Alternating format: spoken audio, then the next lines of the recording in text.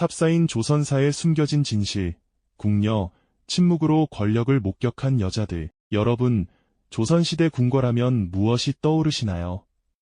화려한 한복을 입은 왕비, 권력을 두고 다투는 후궁들, 그리고 용상에 앉은 왕. 우리는 드라마를 통해 이런 모습들을 수없이 봐왔습니다. 하지만 오늘 제가 들려드릴 이야기는 조금 다릅니다. 화려한 조명 뒤에 가려진 권력에 가장 가까운 곳에 있었지만 가장 적게 기록된 사람들. 바로 궁녀에 관한 이야기입니다. 조선왕조실록을 펼치면 이런 문장을 자주 발견할 수 있습니다. 궁녀 아무개가 죽었다. 단 한 줄 이름도, 나이도, 사연도 없이 그렇게 기록됩니다. 그러나 그 아무개는 왕의 침전 바로 옆에서 왕비의 눈물을 닦아주며 후궁의 질투를 가장 먼저 목격한 사람이었습니다. 오늘은 역사의 각주로만 존재했던 그들의 이야기를 해보려 합니다. 사서에는 단역으로만 등장하지만 실제로는 권력과 욕망, 침묵과 희생의 한가운데 있었던 존재들. 조선 궁녀의 진짜 이야기를 시작하겠습니다. 왕의 밤을 가장 먼저 아는 사람들. 침전에 보이지 않는 목격자. 궁궐의 밤이 깊어지면 왕의 침전에는 특별한 긴장감이 흐릅니다. 왕이 어느 후궁을 부를지, 오늘 밤은 어떤 일이 벌어질지, 모든 것이 결정되는 시간입니다. 그런데 여러분, 이 순간 가장 먼저 모든 것을 아는 사람이 누구일까요? 왕도 아니고 왕비도 아닙니다. 바로 침전을 지키는 궁녀들입니다. 궁녀들은 왕과 후궁보다 먼저 침전에 들어갑니다. 이불을 펴고 촛불을 켜고 향을 피웁니다. 그리고 가장 늦게 나옵니다. 왕이 잠들고 후궁이 물러간 뒤에도 궁녀는 남아서 정리를 합니다. 이 말은 무엇을 의미할까요? 궁녀는 궁중의 모든 비밀을 실시간으로 목격하는 존재였다는 것입니다. 어느 후궁이 총애를 받는지, 왕의 기분이 어떤지, 오늘 밤 궁의 분위기가 어떤지, 심지어 왕과 후궁 사이에 어떤 대화가 오갔는지까지 궁녀는 모든 것을 보고 들었습니다. 궁녀의 말 한마디가 파벌을 흔들 수도 있습니다. 조선시대 궁궐은 단순한 왕의 집이 아니었습니다. 수많은 파벌이 얽히고 설킨 정치의 현장이었습니다. 동인과 서인, 노론과 소론. 이들은 왕의 총애를 받는 후궁 하나를 두고도 목숨을 걸고 싸웠습니다. 그런데 누가 총애를 받는지 가장 먼저 알 수 있는 사람이 누구였을까요? 바로 침전 궁녀였습니다. 실제로 야사에는 이런 기록이 남아 있습니다. 어느 파벌의 대신이 자신이 밀어주는 후궁이 총애를 받는지 확인하기 위해 침전 궁녀에게 은밀히 접근했다는 이야기. 궁녀 한 명의 정보가 조정의 권력 구도를 바꿀 수 있었던 것입니다. 그래서 궁녀의 입은 권력자들이 가장 두려워한 공간이었습니다. 한 궁녀가 무심코 던진 말 한마디. 어젯밤 전하께서 소용 박씨를 부르셨습니다. 이 한 문장이 궁 밖으로 새어나가면 박씨를 지지하는 파벌은 힘을 얻고 반대 파벌은 긴장하게 됩니다. 조선시대 궁녀는 단순한 하녀가 아니었습니다. 그들은 권력 정보망의 핵심 노드였습니다. 보이지 않는 곳에서 왕실의 모든 정보를 장악한 존재. 그것이 바로 궁녀였습니다. 궁녀는 침묵이 곧 생존이었습니다. 하지만 이 엄청난 정보력은 동시에 저주였습니다. 너무 많이 아는 것, 그 자체가 죄가 될 수 있었기 때문입니다. 궁녀들에게는 철저한 규율이 있었습니다. 보아도 보지 않은 것처럼, 들어도 듣지 않은 것처럼. 이것이 궁녀가 살아남는 유일한 방법이었습니다. 만약 궁녀가 자신이 본 것을 밖에 말한다면 그 순간 그녀는 사라졌습니다. 기록에는 병으로 사망 또는 궁 밖으로 내보냄이라고 적혀 있지만 궁 안 사람들은 모두 알았습니다. 그녀가 어떤 운명을 맞이했는지. 침전 궁녀의 삶은 이런 모순 속에 있었습니다. 모든 것을 알지만 아무것도 말할 수 없는 존재. 권력에 가장 가까운 곳에 있지만 가장 무력한 존재. 그것이 바로 침전궁녀의 현실이었습니다. 보지 말아야 할 것을 본 죄의 목격, 그 자체가 범죄가 되다. 조선시대 궁궐에서 궁녀가 지을 수 있는 죄는 무엇이었을까요? 왕명을 거역하는 것, 물건을 훔치는 것, 물론 이것들도 중죄였습니다. 하지만 가장 많은 궁녀가 처벌받은 이유는 따로 있었습니다. 바로 보지 말아야 할 것을 보았다는 죄, 목격죄였습니다. 조선왕조실록과 각종 야사를 살펴보면 이상한 패턴이 보입니다. 특정 사건 이후 여러 궁녀가 동시에 병으로 사망하거나 고향으로 돌려보냄이라는 기록이 남는 것입니다. 예를 들어볼까요? 1506년 중종반정이 일어난 직후입니다. 연산군이 폐위되고 중종이 즉위했습니다. 이때 연산군의 침전을 담당했던 궁녀들은 어떻게 되었을까요? 실록에는 궁녀 수십 명을 내보냈다고만 기록되어 있습니다. 하지만 이들이 정말 평화롭게 고향으로 돌아갔을까요? 연산군의 폭정을, 그가 밤마다 벌인 향락을, 신하들과 나눈 위험한 대화들을 모두 목격한 사람들은요? 더 무서운 것은 궁녀들이 아무 말도 하지 않았는데도 제거되었다는 점입니다. 야사에는 이런 이야기가 전해집니다. 선조시대 어느 후궁이 왕의 총애를 독차지하고 있었습니다. 그런데 이 후궁에게는 비밀이 하나 있었습니다.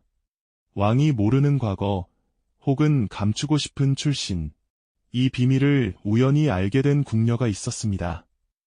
그녀는 누구에게도 말하지 않았습니다.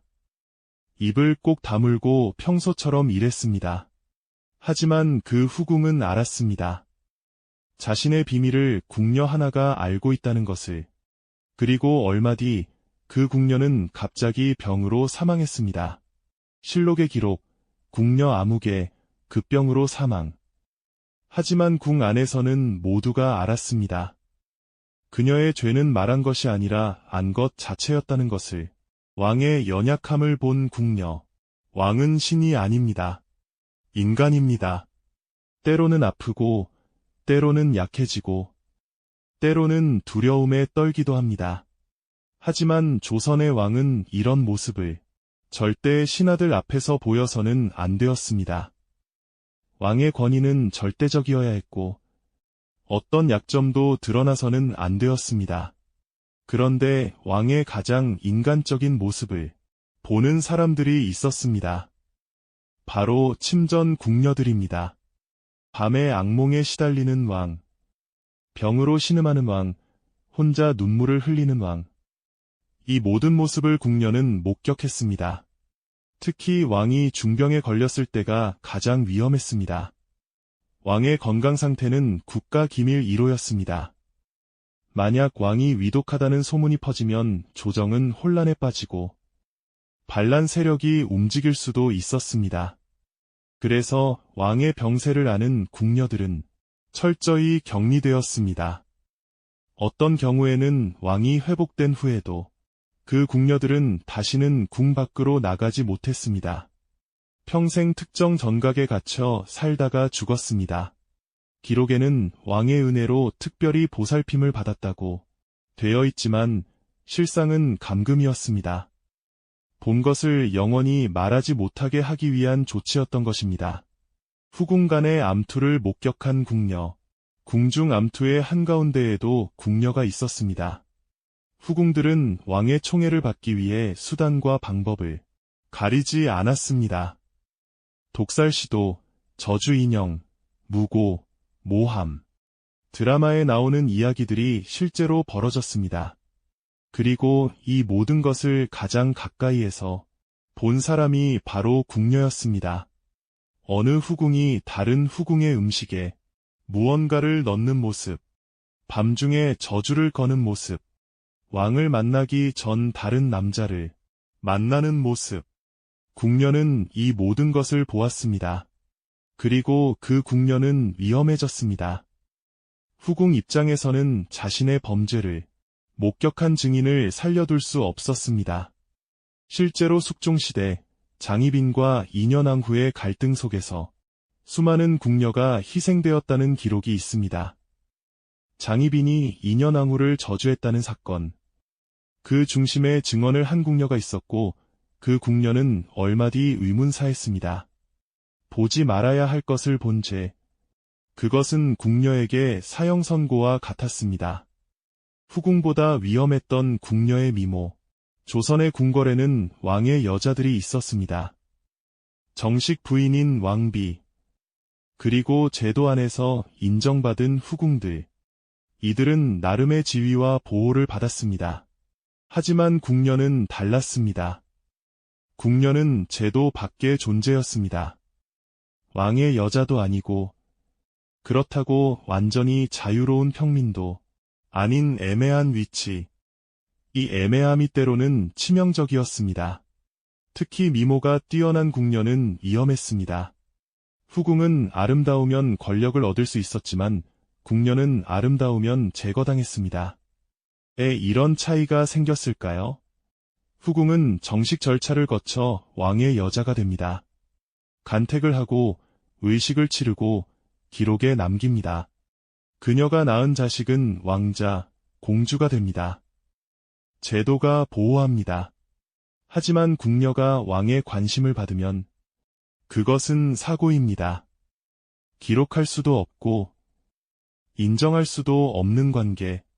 만약 아이라도 생기면 왕실의 스캔들이 됩니다. 왕의 시선이 머문 순간, 야사에는 이런 이야기가 반복적으로 등장합니다. 왕이 침전에서 아름다운 궁녀를 보았습니다. 그날 밤, 왕은 그 궁녀를 가까이 불렀습니다. 하룻밤의 관계, 궁녀는 떨면서 받아들였습니다. 다음 날부터 궁 안의 분위기가 달라집니다. 왕비의 차가운 시선, 후궁들의 질투 어린 눈빛, 그리고 상궁들의 엄한 경고, 그리고 며칠 후, 그 궁녀는 갑자기 병을 얻어 궁을 떠나거나, 궁 안 외딴 곳으로 쫓겨나거나, 아예 기록에서 사라집니다. 왕의 일시적 관심은 궁녀에게 영광이 아니라 재앙이었습니다. 실제로 영조실록에는 이런 내용이 나옵니다. 영조가 젊은 시절 한 궁녀에게 관심을 보였고 대신들이 이를 간언했습니다. 궁녀와의 관계는 법도에 어긋납니다. 영조는 받아들였고 그 궁녀는 다음날 궁 밖으로 나갔습니다.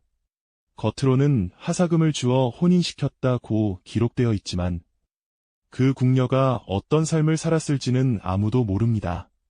세자의 금지된 사랑. 더 비극적인 것은 세자와 궁녀의 관계였습니다. 세자는 미래의 왕입니다.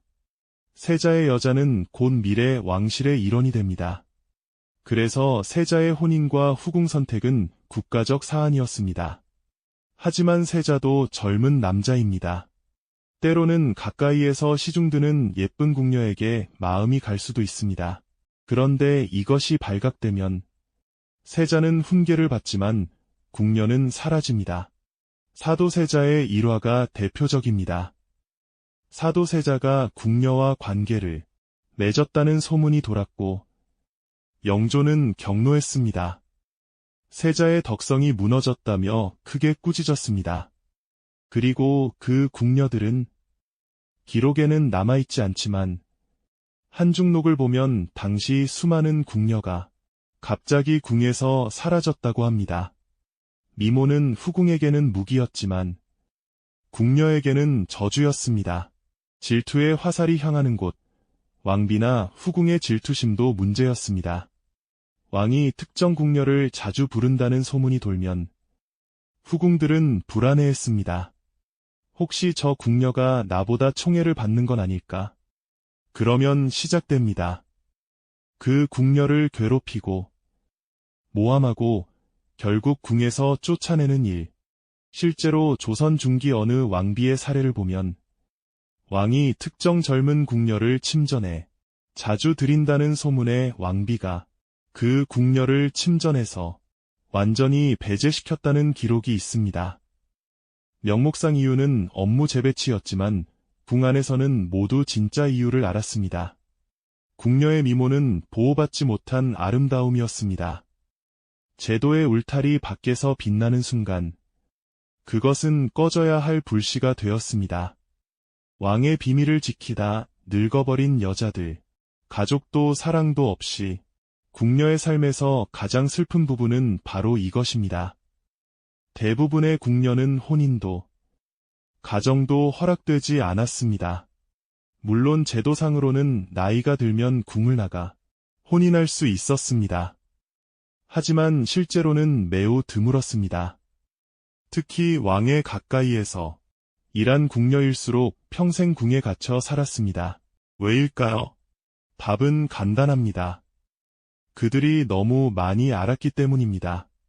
왕의 건강 상태, 왕실의 내밀한 문제들, 후궁들의 비밀, 정치적 음모들, 이 모든 것을 알고 있는 궁녀를 궁 밖으로 내보낼 수 있었을까요? 실제로 조선시대 법전을 보면 왕을 가까이서 모신 궁녀는 특별한 허락 없이 궁을 나갈 수 없다는 규정이 있습니다. 궁녀들은 침묵의 대가로 무엇을 받았을까요? 표면적으로는 의식주가 보장되었습니다. 굶지 않고 추위에 떨지 않으며 살 수 있었습니다. 나이가 들면 상궁이 되어 다른 궁녀들을 관리하는 위치에 오를 수도 있었습니다. 하지만 그게 다였습니다. 남편도 없고 자식도 없고 가족도 만날 수 없습니다. 오직 궁궐이라는 거대한 감옥 안에서 평생을 보냅니다. 어떤 궁녀는 20년, 30년, 심지어 50년을 궁에서 보냈습니다. 젊은 시절 들어와서 흰머리가 될 때까지 왕이 바뀌고 세대가 바뀌고 세상이 바뀌어도 궁녀는 그 자리에 있었습니다. 그리고 그들은 죽을 때까지 침묵을 지켰습니다. 왕의 병세를 평생 지킨 궁녀. 한 야사에는 이런 이야기가 전해집니다. 숙종시대, 왕이 갑자기 중병에 걸렸습니다. 병의 원인이 무엇인지 아무도 몰랐고 왕은 며칠간 의식을 잃었습니다. 이 사실은 극비였습니다. 조정에는 왕께서 피곤하셔서 쉬신다 고만 전했습니다. 그 며칠 동안 왕을 간호한 것은 3명의 궁녀였습니다. 그들은 밤낮으로 왕을 돌보았고 왕은 기적적으로 회복되었습니다. 그런데 그 후 이상한 일이 벌어졌습니다. 새 궁녀는 특별한 처소로 옮겨졌습니다. 다른 궁녀들과 접촉이 금지되었고 평생 그곳에서만 살았습니다. 왕은 그들에게 후한 대우를 해주었습니다. 좋은 음식, 좋은 옷, 편안한 방, 하지만 자유는 없었습니다. 왕이 죽고 다음 왕이 즉위한 후에도 그들은 여전히 그 처소에 있었습니다.